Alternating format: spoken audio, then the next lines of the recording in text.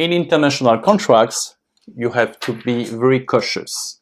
When you decide to contract with a party from a different country, a company from a different country, you have first to elect the law you're going to choose for the language of the contract. It could be civil law, it could be common law.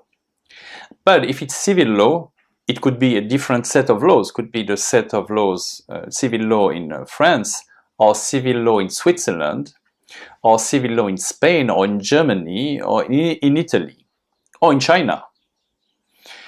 It could be the common law from the state of New York, the state of Delaware, the UK, and China too, because they use common law in some financial law. So you have to decide first on the system of law, and then the country of the origin of the law and the law of the country. Most commonly in international contracts, at least when they have a reasonable size or large size, big contracts, you would use the laws of New York. Why is that so? This is because New York has a tradition for, at least for the past century or 150 years, to be the dominant point of international business from all over the world. Inside the state of New York, between the state of New York and the rest of the states of the United States, and of course, because between New York and the rest of the world.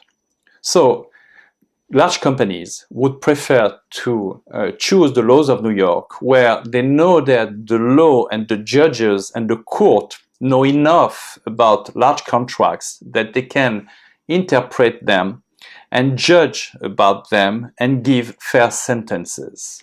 So this is why in large contracts you would use the laws of New York. But you could elect something else. You could use the law of Switzerland, and you can use the French law, other laws.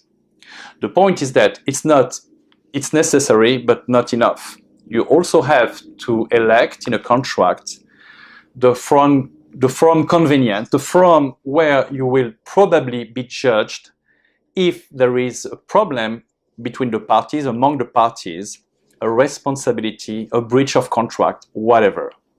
So you may decide to use the French law and to have it interpreted in Geneva. This is possible. You may use the laws of New York and get them interpreted in London. It's unusual. You would first go to New York, but you may elect to go to another court. It doesn't mean that when the judge knows about the contract and is confronted first to a contract, would agree with the clauses of attribution of competency of forum within the contract. Let's say that you have a contract with the laws of New York, deciding that the judge and the court will be in New York, but one of the parties sues in Rome or in Milano, and then the judge from Italy may say, hey, I consider that there is an attachment for me, a reason for me to go through this contract and judge about this contract, or at least about part of this contract. Last but not least, you have to consider the language of the contract, because when you pick up a language, it says and shows a lot about your intention, whether explicit or implicit or hidden. So let's say that you have a French company, a very large French company doing business internationally, and they have a large contract with 5 different countries, 5 different companies within 5 different countries. So they would say, okay, we are the dominant company here. We're going to use the civil law because we are familiar with this civil law. However, since we are the only French party here and you all speak English, we're going to put the contract into English. All the clauses will be into English. The problem is that there is a consequence attached to it. Is that, let's say one of the party is from the UK and there is a problem with the contract, one of the parties will go to the judge in London and say, hey judge, I would like you to consider giving an opinion and maybe judging about the validity of the contract and all its clauses. And the judge in London may say, yes, I will do so because I consider that this contract, also expressly saying that it's governed by civil law, is in reality written in English, which implies that there is some kind of intention of the parties, in fact, to attach the contract to common law. And the reasoning of the judge in London will be that usually contracts in English are governed by common law because most of the English countries in the world, not all, are governed by common law.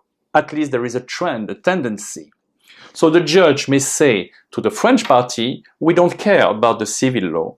I, judge in London, will judge about the contract within the rules of common law, which has a very bad effect on the contract itself, at least for the French party, because they are expecting to be judged through the French law, where they will be judged through common law, whether from New York or from UK or whatever, because even the judge from UK can use the laws of New York.